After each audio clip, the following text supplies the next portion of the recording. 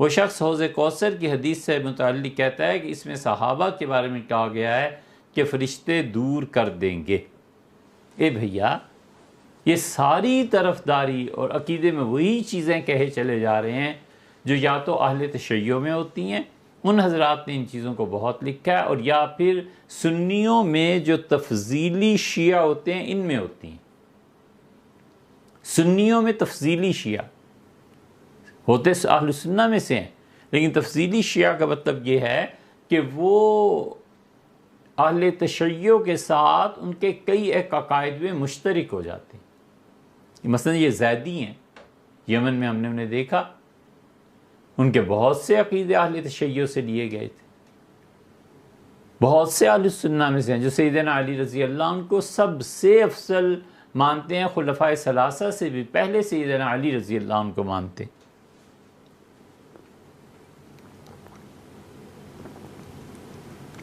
محرم میں ماتم بھی کرتے ہیں، سبیلیں بھی لگاتے ہیں۔ یہ سب بنیادی طور پہ ہیں اہل السنہ میں سے، لیکن تفضیلی شیعہ ہے۔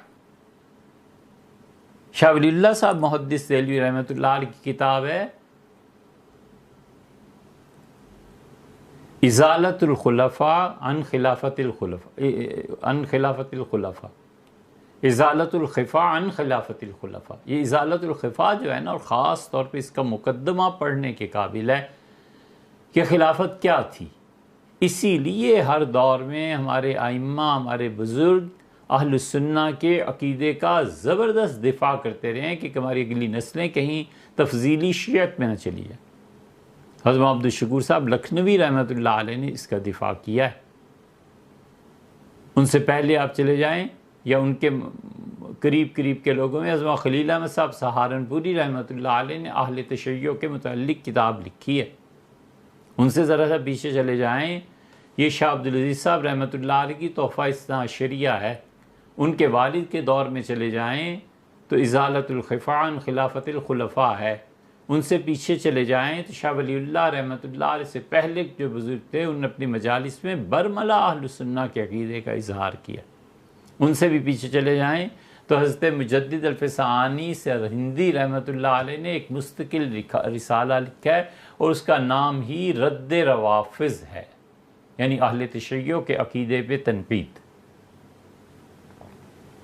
کس صدی میں کون ہے جس نے اس میدان پہ کام نہیں کیا؟ اس لیے کہ ہمیں بھی اللہ کو جواب دینا ہے، مرنا ہے، عقیدہ بنیاد ہے۔ اس لیے یہ جو شخص کہتا ہے ایسی باتیں کہ صحابہ کرام رضی اللہ عنہم کو رد کر دیا جائے گا حوض کوثر سے، یہ گمراہی کی باتیں کرتا ہے۔ اصل مسئلہ کیا ہے؟ اصل مسئلہ یہ ہے کہ حضرت رسالت پناہ صلی اللہ علیہ وسلم نے فرمایا کہ میں حوض کوثر پر ہوں گا، تو تم میں سے کچھ لوگ آئیں گے جنہیں دیکھ کر میں خوش ہوں گا، اور میں خوشی سے کہوں گا کہ اسیحابی، میرے صحابہ آ گئے، میرے دوست آ گئے، میرے دوست آ گئے، اور فرشتے انہیں پکڑ لیں گے، آ کے دبوچیں گے اور ماریں گے، اور وہ کہیں گے کہ انک لا تدری ما احدثوا بعدک، اللہ کے رسول آپ کو پتہ نہیں ہے کہ آپ کے انتقال کے بعد یہ کس نئی راہ پر چل پڑے تھے۔ تو حضور صلی اللہ علیہ وسلم میں کہوں گا سحقن، جہنم میں جاؤ، اللہ کی لعنت تم پہ پڑے، ایک کوئلوں کی طرح جلے ہوئے لوگو، جاؤ ادھر سے۔ یہ اس حدیث کو اہل تشیع بڑھ چڑھ کر بیان کرتے ہیں۔ یہ حدیث ہماری صحیح حدیث کی مسلم میں ہر جگہ آئی ہے، اس حدیث میں کوئی شبہ ہی نہیں ہے، بالکل ٹھیک ہے۔ اہل تشیع کہتے ہیں کہ یہ ہیں ابو بکر، عمر، عثمان وغیرہ وغیرہ، یہ ان کی قیامت میں حشر ہوگا۔ والعیاذ باللہ، ہم کہتے ہیں یہ وہ لوگ نہیں ہیں، یہ وہ لوگ ہیں جو حضور صلی اللہ علیہ وسلم پر ایمان لائے تھے، اور آپ کے انتقال کے بعد مسیلمہ کذاب اور دیگر لوگوں نے جو دعویٰ کیا تھا نبوت کا، ان لوگوں نے ان کی نبوت کو تسلیم کیا اور سیدنا ابوبکر رضی اللہ عنہ کے خلاف جہاد کیا۔ یہ وہ لوگ تھے جو بعد میں مرتد ہو گئے۔ فرشتے کہیں گے، دوسری جگہ آتا ہے کہ اللہ کے رسول یہ اپنے دین سے پھر گئے تھے، ایڑیوں کے بل پھر گئے تھے۔ جیسے کوئی بچہ کھڑا ہوتا ہے یا جوان لڑکا اور وہ ایڑی پہ گھوم جاتا ہے، ایڑی کو مرکز بنا کے گھوم جاتا ہے، فرشتے کہیں گے یہ اس طرح اس دین سے گھوم گئے تھے. یہ تو وہ لوگ ہیں جو حضور صلی اللہ علیہ وسلم کے بعد منافق ہو گئے. یہ وہ لوگ ہیں جو زندگی میں بھی منافق تھے نبی کریم صلی اللہ علیہ وسلم کی اور وفات کے بعد. ظاہر ہے ان منافقین کا خوف کے مارے یہ حال تھا کہ صحیح بخاری میں آتا ہے ابن مسعود رضی اللہ عنہ نے کہا کہ جماعت کی نماز اس کے چھوڑنے کی ہمت تو ہمارے زمانے میں منافقوں کو نہیں پڑتی تھی. ان میں سے کوئی منافق انسان جو بیماری کی وجہ سے چارپائی سے اٹھ نہیں سکتا تھا 2 آدمیوں کو بلاتا تھا اور کندھے پہ ہاتھ رکھ کے گھسٹتا ہوا آ جاتا تھا تاکہ لوگ دیکھ لیں کہ وہ نماز میں آیا ہے. کہ نماز چھوڑنے کی تو ہمت کسی منافق کو بھی نہیں مسجد چھوڑنے کی ہمت پڑتی تھی. یہ وہ لوگ ہیں، یہ وہ لوگ ہیں جن کے متعلق اللہ نے خود کہا ہے کہ انہم ماتوا، یہ مرے ہیں اس حال میں کہ رسول اللہ صلی اللہ علیہ وسلم کے مخالف تھے. اور یہ وہ لوگ ہیں جن کے متعلق اللہ نے فرمایا ہے کہ اس منافقوں کے بڑے سردار کی قبر پہ آپ نے کھڑا بھی نہیں ہونا. وَلَا تُصَلِّ عَلَىٰ أَحَدٍ مِّنْهُمْ مَاتَ، ان میں سے کوئی آدمی مر جائے ہرگز اس کا جنازہ نہ پڑھیے. عبداللہ بن ابی آئے تھے، وہ بڑے مخلص صحابی تھے. ان کا اللہ کے رسول میرے والد عبداللہ ابن ابی کا انتقال ہو گیا. انہوں نے ایک مرتبہ اجازت بھی چاہی تھی کہ اپنے والد کو قتل کر دیں. عبداللہ ابن ابی نے بھی بہت انت مچا رکھی تھی.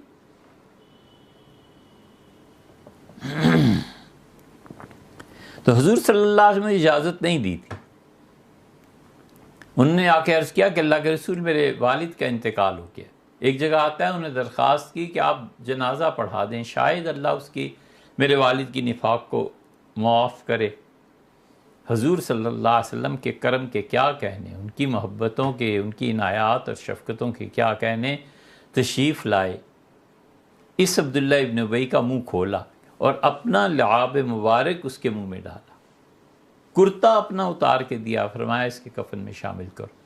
اس کی قبر میں اترے، اسے دفن کیا. اور جب باہر آئے، جب کفن سے فارغ ہوئے تو جنازہ سیدنا عمر رضی اللہ عنہ آگے بڑھے کہ اللہ کے رسول اس کا جنازہ نہ پڑھیں. یہ سخت منافق آدمی تھا، شدید خدا کے دین کی اندر سے جڑیں کاٹنے والا. اور پھر انہوں نے کہا اللہ کے رسول، اللہ آپ پھر نماز، انہوں نے کہا اللہ کے رسول نہ پڑھیں. اللہ نے فرمایا کہ اگر تم 70 مرتبہ بھی ان کے لیے مغفرت مانگو گے میں نہیں کروں گا. آپ جنازہ کیسے پڑھا؟ آپ نے فرمایا عمر چھوڑ، جنازہ پڑھانے دے، میں 70 نہیں تو 71 مرتبہ اللہ سے معافی مانگ لوں گا اس کے لیے. یہ مروت ہے، یہ خدا کے دین کا تعلق ہے، یہ رحمت ہے. یہ ہوں گے جنہیں مارا جائے گا وہاں پہ کہ ہٹو یہاں سے، حضور صلی اللہ علیہ وسلم کی طرف کدھر جا رہے. ہم مان لیں ایک لمحے کے لیے، استغفر اللہ، کہ یہ اکابر صحابہ رضی اللہ عنہم کو وہاں لے کر جائیں گے اور فرشتے ان کو مار کے پیچھے کر دیں گے. تو آپ کا کیا خیال ہے جن صحابہ رضی اللہ عنہم سے رسول اللہ صلی اللہ علیہ وسلم نے وعدہ کیا تھا کہ میں تم سے حوض کوثر پر ملوں گا، کیا وہ جھوٹے وعدے کر کے دنیا میں گئے تھے؟ اگر وہ جھوٹے وعدے تھے تو اللہ کے وعدوں کا کیا اعتبار ہے؟ رسول صلی اللہ علیہ وسلم کا اعتبار ہی کیا ہے؟ ان سے جھوٹ بول گئے اور باقی سب سے سچ بولتے رہے. صرف 2 مثالیں ہم آپ کے سامنے رکھتے ہیں. انس ابن مالک رضی اللہ عنہ کی والدہ حاضر ہوئی تھی. عرض کیا میرے بیٹے انس نے آپ کی بڑی خدمت کی ہے. انس رضی اللہ عنہ دونوں ہاتھ لوگوں کو دکھاتے تھے اور فرماتے تھے میں نے ان دونوں ہاتھوں سے رسول اللہ صلی اللہ علیہ وسلم کا جسم مبارک دبایا ہے، میں نے ان کی خدمت کی ہے 9 سال اور 10 سال.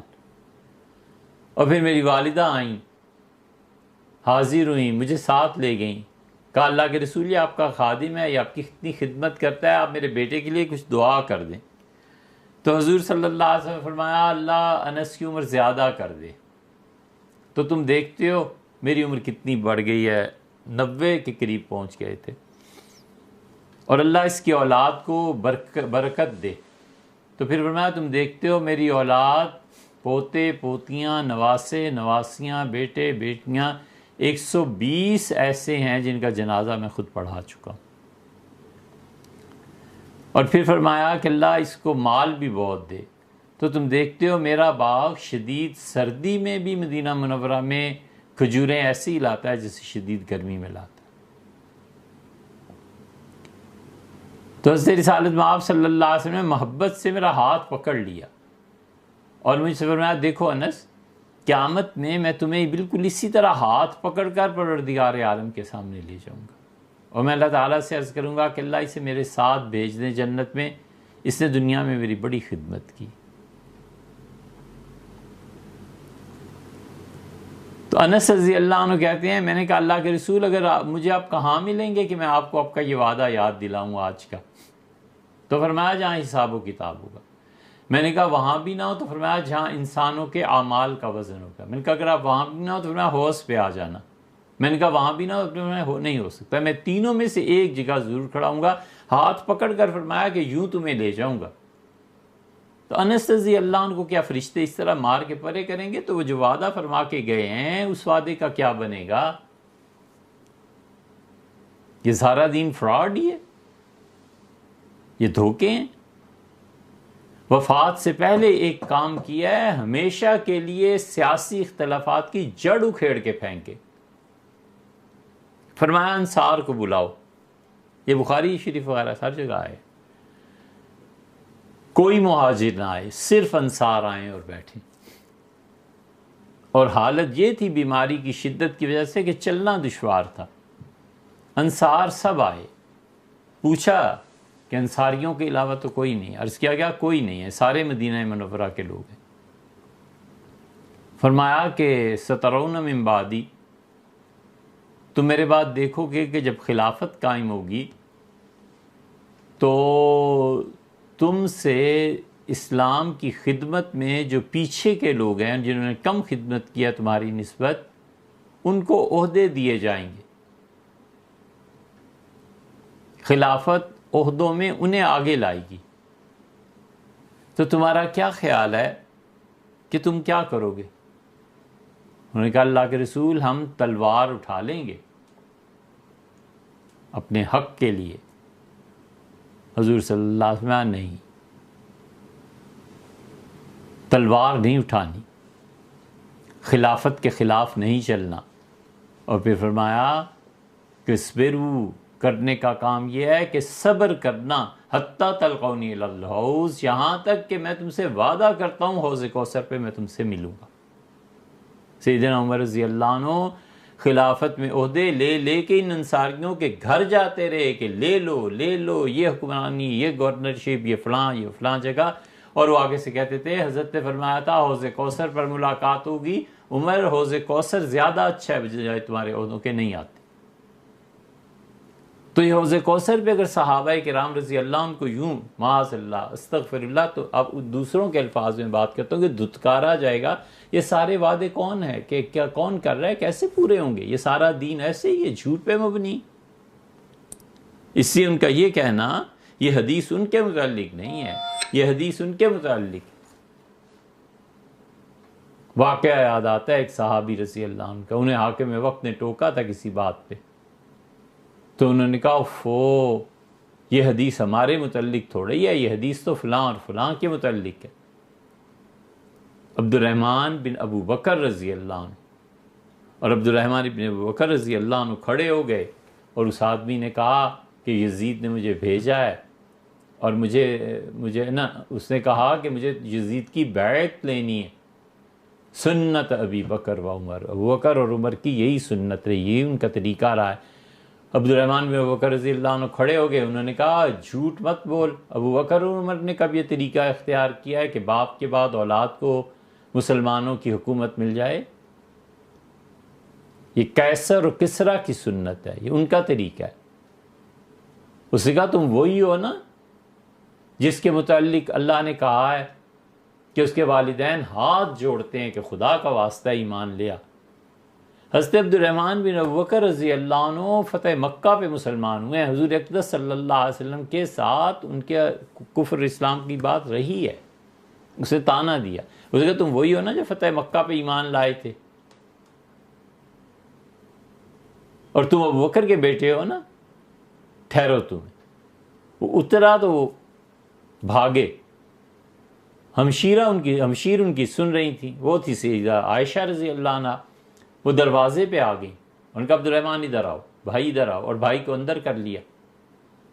انہوں نے کہا ابو بکر نے اپنی اولاد میں سے کسی کو عہدہ نہیں دیا، البتہ میں تمہیں نام بتاؤں ان کے جو اپنی باپ کی پیٹھ میں تھے اور دنیا میں بھی آئے نہیں تھے اور رسول اللہ صلی اللہ علیہ وسلم پہ لعنت کی تھی. تم ہمارے بارے میں آیتیں پڑھتے ہو، میں تمہیں بتاؤں یہ کس کے بارے میں آیت نازل ہوئی تھی. تو اسی لیے ہمیں آپ کہتے ہیں کہ صحابہ کرام رضی اللہ عنہم خیریت منانی چاہیے. رسالت میں آپ صلی اللہ علیہ وسلم تک بات پہنچتی ہے. اگر حضور صلی اللہ علیہ وسلم جھوٹے تھے تو خود اللہ ہی کا کیا اعتبار ہے؟ والعیاذ باللہ. کیا وہ اہل سنت میں سے ہے؟ کوثر کی حدیث کا تھوڑا بتا دیجئے آج سوال جواب میں. ہم نے بتا دیا آپ کو. یہ شخص بالکل اہل تشیع کے عقیدے بیان کر رہا ہے، اس کوئی تعلق نہیں اہل سنت سے.